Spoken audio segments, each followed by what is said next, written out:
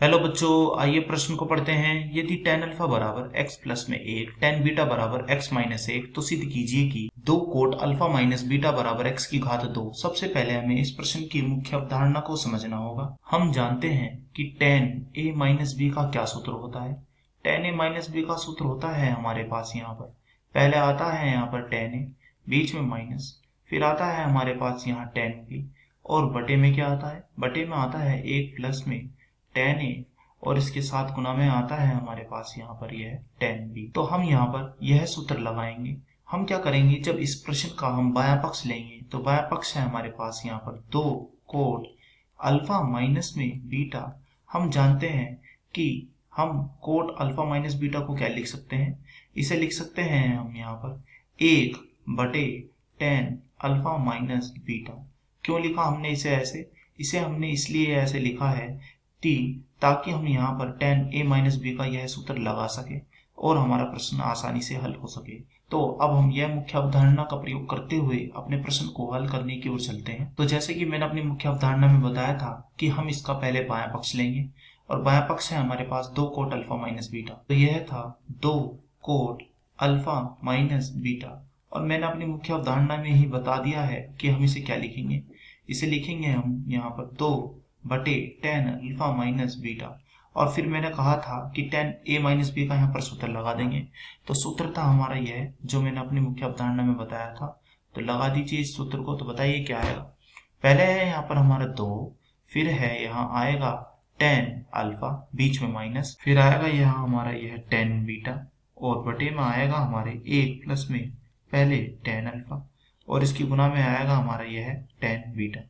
बराबर कहाँ है, बराबर है हमारा यहाँ पर, तो लगा दीजिए।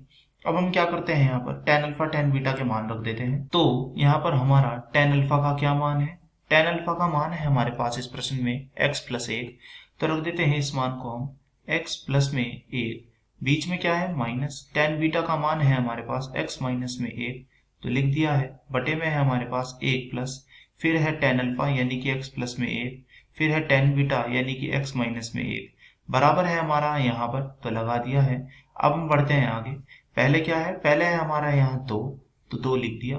फिर बटे में है हमारे पास यहाँ पर x प्लस में 1, बीच में माइनस, तो यह माइनस x हो गया है, और माइनस माइनस होते हैं प्लस, यानी कि यह हो गया हमारा प्लस में 1।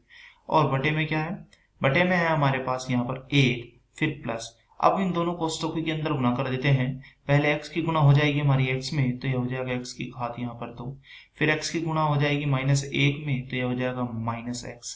फिर 1 की गुना x में हो जाएगी, तो यह हो जाएगा हमारा x, और प्लस 1 माइनस 1 की आपस में गुना हो जाएगी, तो यह हो जाएगा हमारा माइनस 1। अब बढ़ते हैं आगे।